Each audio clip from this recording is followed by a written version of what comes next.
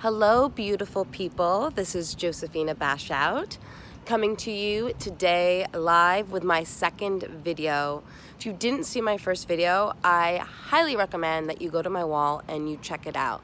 I shared juicy vulnerability of how I was diagnosed 9 years ago with pre-cervical cancer, high-grade severe CIN II and III, and how I was able to heal myself 9 years later and be completely cancer and HPV free.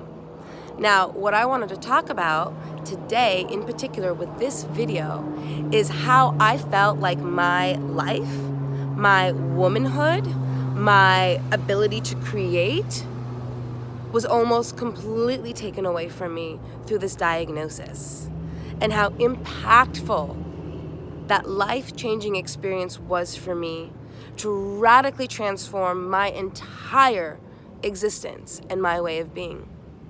So did you know that 71,500 women are diagnosed with gynecological cancer every single year in the United States? And I was one of those women. 9 years ago when I got that diagnosis, what the doctors told me was not at all what I now see, thank goodness, in Western and Eastern medicine, of changing your diet, stopping smoking, practicing safe sex, really being able to do nutrition, really being able to focus on exercise, mindfulness, meditation, de-stressing. So 9 years ago, what was my recommendation when I was in my early to mid-20s was this. You've been diagnosed, and here's the solution. You've got to cut out a piece of your cervix. You either can freeze it or you can cut it. But either way, we've got to go in and take out a part of your body. That is the solution. Now, not only is that the solution, but guess what? It's going to increase your chances by 30% of having a miscarriage. And because your diagnosis is so severe and so high, as the male doctor said to me, you most likely will have to go in and have a second round of procedures and cut out the remaining portions of these cervical cancer cells that we maybe didn't get on the first round because we're not sure how deep it is. But that will also increase your chance, again, another 30%. So now I'm looking at a 60% chance of having a miscarriage if I ever want to be a mother. Not only that, I'm now facing the very real, raw reality that my fertility is at risk.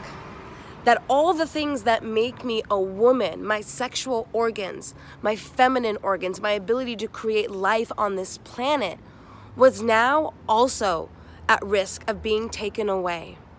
And how devastating that was for me to process and to handle.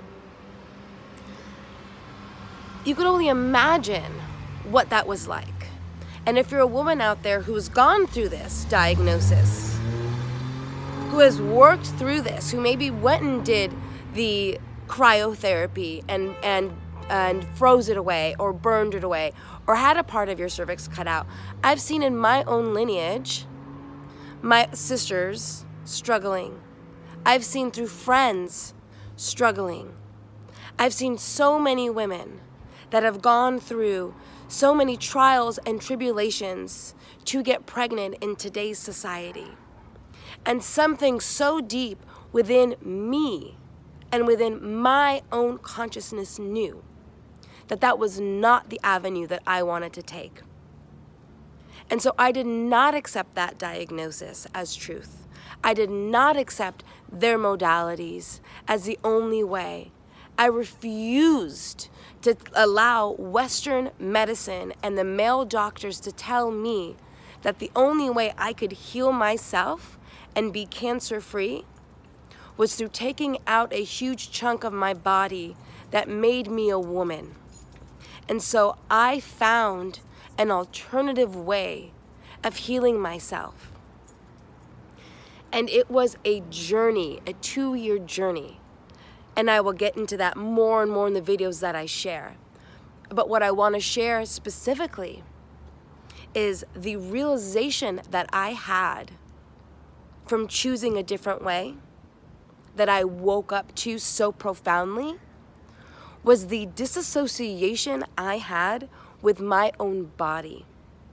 So one of the number 2 recommendations that doctors say now, today, 10 years later, in preventative, in Eastern and Western medicine, is to develop and build a connection to your body, as your body is your temple.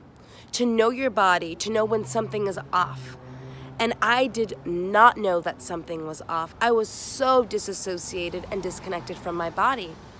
And what I became so aware of was that if I was going to heal myself, I needed to heal the relationship that I had with my body first and foremost, and I needed to start to tame my thoughts. So every day I did not wake up feeling like I was at risk of dying, that my womanhood was at risk, that my ability or capability of being able to have a child one day was also going to be taken away from me.